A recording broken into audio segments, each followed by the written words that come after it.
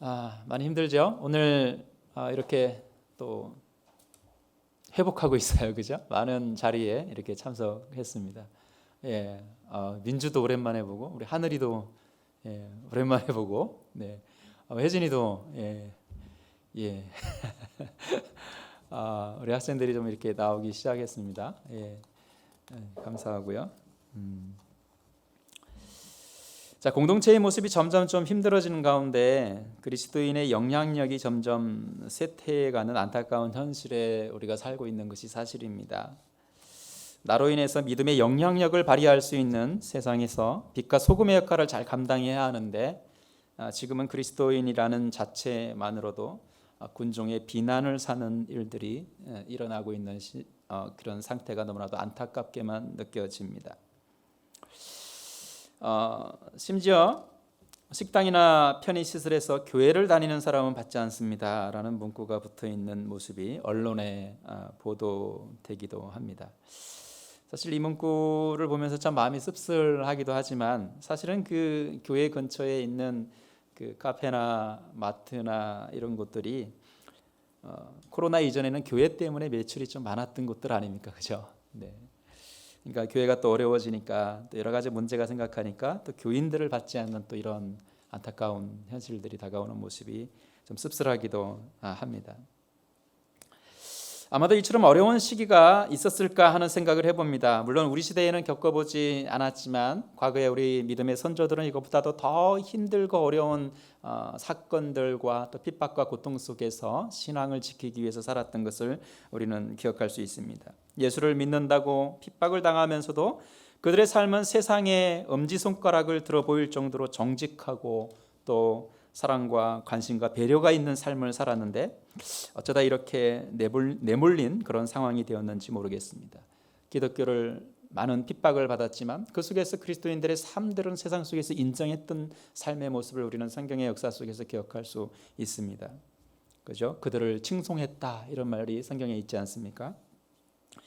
바울이 말하는 빌레몬은 성도들이 서로 말미암아 평안했다라고 칭찬하는 모습을 볼 수가 있습니다. 위대하고 또 알려진 삶이 아니어도 그를 통해서 많은 사람이 평안을 얻을 수 있는 삶을 살았던 자가 바로 이 빌레몬이 아니었나 하는 생각을 해보았습니다. 빌레몬이라는 이름의 뜻은 애정이 있는 사람이라는 뜻이라고 합니다. 여러분들 좀 빌레몬을 좀 닮아서 좀 사랑이 넘치고 많은 사람들을 포용할 수 있는 그런 사람이 되었으면 좋겠다라는 생각을 해봅니다. 사실 이 빌레몬서의 대부분 그의 종이었던 오네시모의 이야기를 많이 하게 되는데 오늘은 빌레몬에 대해서 좀 초점을 맞춰서 한번 여러분과 은혜를 나누고자 합니다. 잠잠히 말씀에 행함이 있는 삶을 걸어가는 성도는 자신을 드러내지 않아도 칭찬을 받습니다. 그 칭찬은 그리스도의 칭찬이고 또 그 칭찬을 통해서 하나님께 영광이 되는 삶의 모습입니다. 빌레몬서는 바울이 로마 감옥에서 빌레몬이라는 한 개인에게 쓴 편지입니다.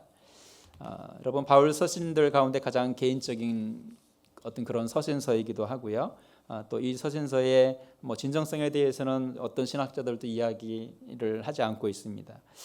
왜냐하면 짧은 서신에서 바울은 3번씩이나 서신을 보내는 사람으로서 자신의 이름을 언급하고 있기 때문에 그렇습니다.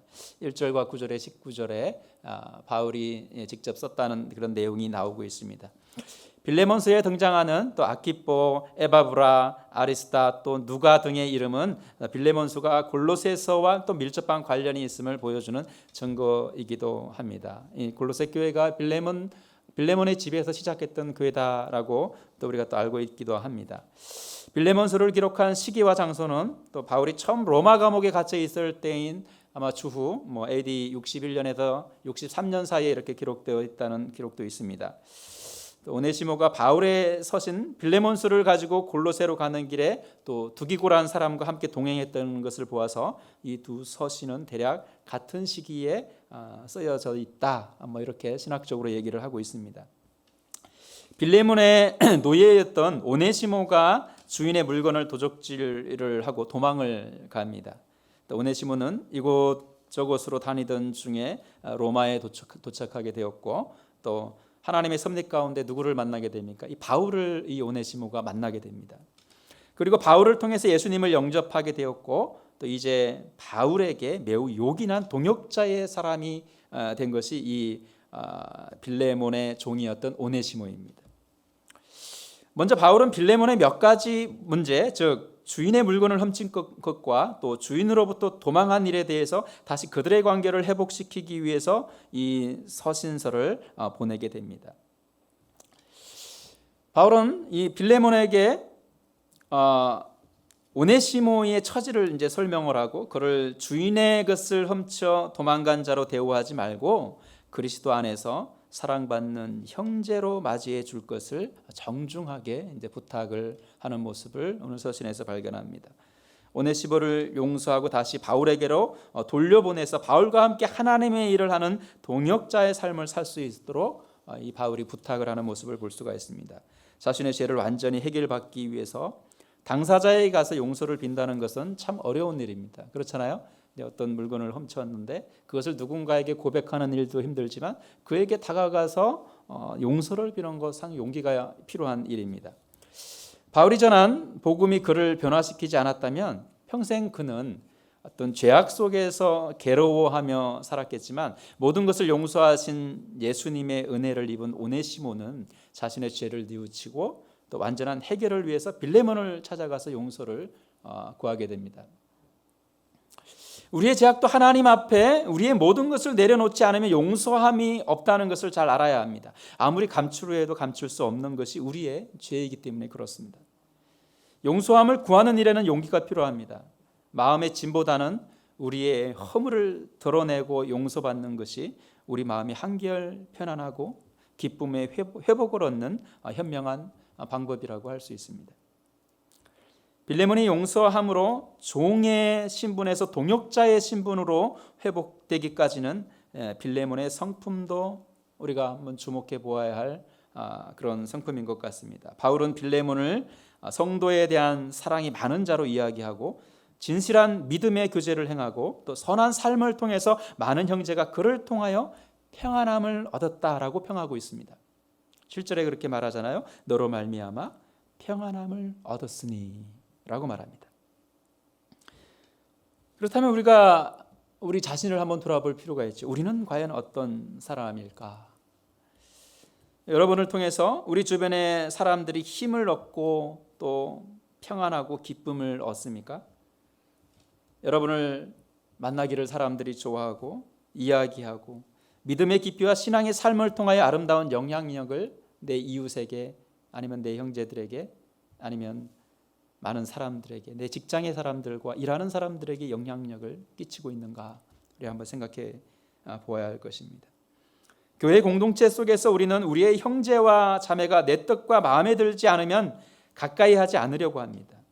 주님은 공동체 속에서 믿음의 교제를 나누는 일을 아주 중요하게 이야기하십니다. 형제의 삶을 돌아보고 그들에게 힘을 주고 위로하고 사랑을 할 수 있는 형제와 자매가 되기를 간절히 바라고 계십니다.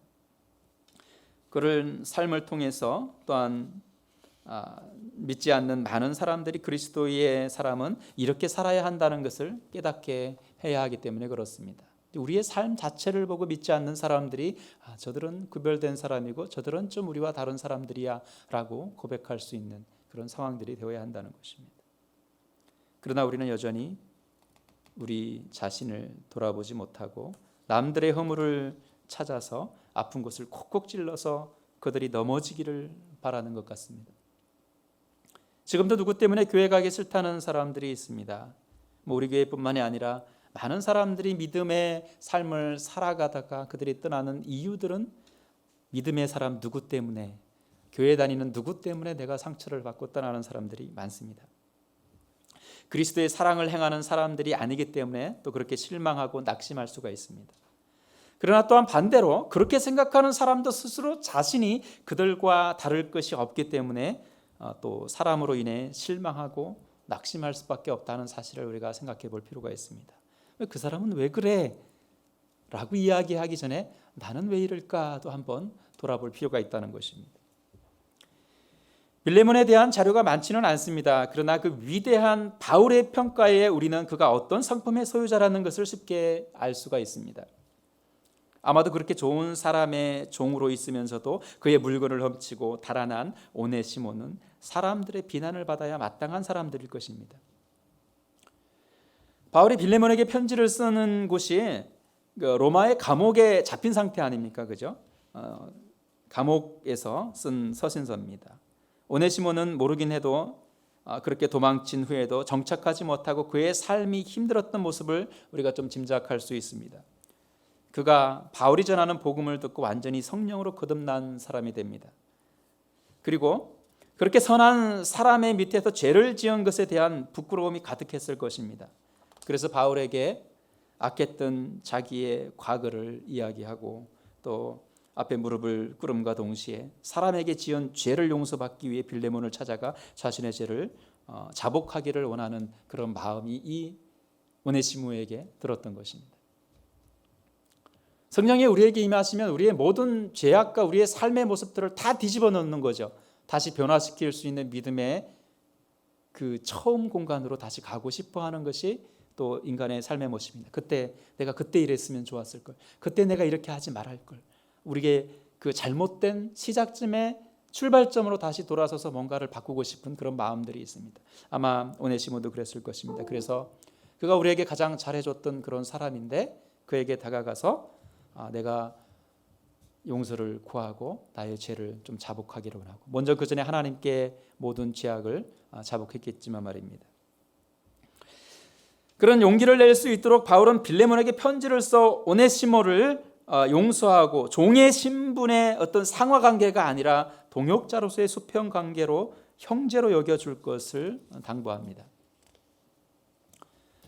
바울은 빌레몬의 성품을 너무나 잘 알고 있었기에 그가 오네시모를 그리스도의 사랑으로 용서할 것을 잘 알고 있었습니다. 그 일을 통하여 오네시모가 변화를 받고 하나님의 자녀로 살아가는 인생의 터닝포인트가 되었을 것입니다. 빌레몬의 믿음의 삶은 모든 이에게 공감을 주는 삶이었습니다. 그리스도를 닮은 삶이라는 것이 참 어렵게 느껴질 때가 많습니다. 믿음이 있음에 또 마음이 불편해도 참고 견디는 삶으로 사는 것 자체로도 참 어려운 일입니다. 억지로라도 그렇게 살려고 노력하는 그 자체도 상당히 어려운데, 그러나 우리는 그런 삶이, 그런 생각이, 그런 행동이 몸에 익숙해져서 당연히 사랑하고 당연히 용서하고 당연히 보살피고 당연히 어려움을 나누는 사람이 되는 것이 우리의 삶이어야 합니다. 회복의 탄성력이라는 책에서 교회 다니는 사람이 세상에서 성공할 확률이 높다고 이렇게 얘기하는 글을 읽었습니다. 믿음을 가진 사람들은 두 가지를 항상 가지고 있기 때문에 이게 가능하다고 합니다. 그러니까 교회를 다니는 사람들, 하나님을 믿는 사람들은 성공 확률이 높은데 그들에게는 이 두 가지가 있더라. 그 두 가지가 뭐냐면 감사와 사랑이 있더라. 이렇게 평가를 했습니다.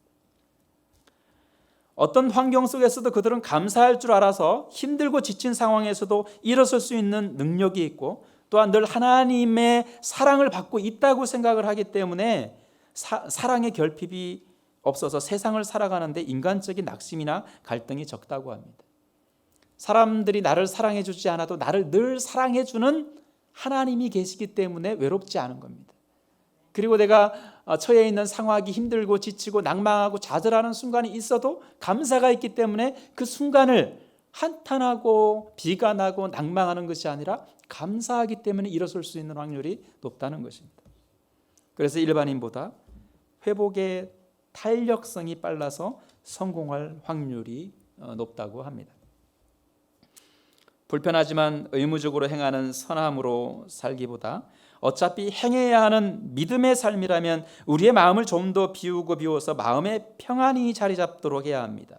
그러기 위해서 우리는 감사와 사랑이 넘치는 삶을 또한 살아야 합니다. 여러분, 우리는 정의감을 가지고 정의로 이기는 일도 필요합니다. 또 의로움을 가지고 혈기를 내는 일도 좀 필요합니다. 잘못된 관행을 바꾸는 일도 필요합니다. 부정과 부패를 걸러내는 것도 상당히 중요한 일입니다. 그러나 더 중요한 것은 모든 이들에게 쉼이 되는 사람이 우리에게 먼저 좀 필요하지 않을까 하는 생각을 해봅니다. 그와 함께 있고 싶은 사람, 그에게 무엇인가 기대고 싶은 사람, 언제라도 다시 돌아가고 싶은 사람, 힘과 용기를 주며 토닥여 줄 수 있는 사람, 우린 그런 사람이 되어야 합니다. 언제나 받기만 하는 사람이 되어서는 안 됩니다. 언제나 연약한 사람으로 머물러 있어서는 안 됩니다. 회피하거나 숨어버리는 사람이 되어서도 안 됩니다. 오히려 오네시모처럼 자신의 죄악을 드러내고 용서받고 하나님의 도구로 쓰임받을 수 있도록 안아줄 수 있는 빌레몬과 같은 사람이 필요합니다.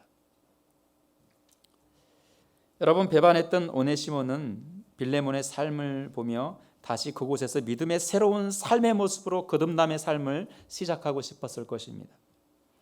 오늘날 우리가 힘든 시기에 살아가지만 우리 믿음의 사람들이 세상에 쉼이 될 수 있는 사람이 되었으면 좋겠습니다. 저는 여러분들 때문에 힘이 납니다. 여러분들을 이렇게 대면하고 만나고 바라보는 모습들 속에서 힘이 납니다. 여러분들 옆에 사람 한번 보십시오. 옆에 사람 한번 보십시오. 힘이 납니까? 그분으로 인해서 여러분들이 좀 힘이 났으면 좋겠습니다. 그들에게 평안이 될 수 있는 사람이 되었으면 좋겠습니다. 또 위로가 되었으면 좋겠습니다. 그것은 내가 나서서 될 문제가 아니라 주님 안에서 조용히 그분의 성품을 닮아가는 빌레몬의 삶을 살아가는 것입니다. 여러분, 예배가 회복되고 성도의 교제가 다시 이루어지고 하나됨의 공동체가 그리스도의 나라를 대표할 수 있는 천국의 삶처럼 우리는 살아가야 합니다. 여러분으로 말미암아 많은 사람들이 평안을 얻을 수 있는 삶을 살아가는 성도들이 되기를 원합니다. 여러분 마음속에 부족함들이 많이 있습니다. 그죠? 또 여러분들이 잘할 수 있는 면들도 참 많습니다. 그죠? 여러분들이 의로움을 행할 수 있는 일도 많고 정직한 삶을 살아가는 일들도 상당히 많습니다. 그러나 우리에게 좀 더 삶 속에서 느껴지는 편안한 사람이 좀 되었으면 좋겠습니다. 쉼을 줄 수 있는 사람, 언제나 좀 기댈 수 있는 사람, 여러분의 말이 힘이 될 수 있는 사람, 그런 사람들의 삶의 모습들을 통해서 또 우리의 삶이 변화되고 이 나라가 변화되고 손가락질에서 이제는 엄지척을 세울 수 있는 그런 성도들이 되기를 간절히 축원합니다. 기도하겠습니다.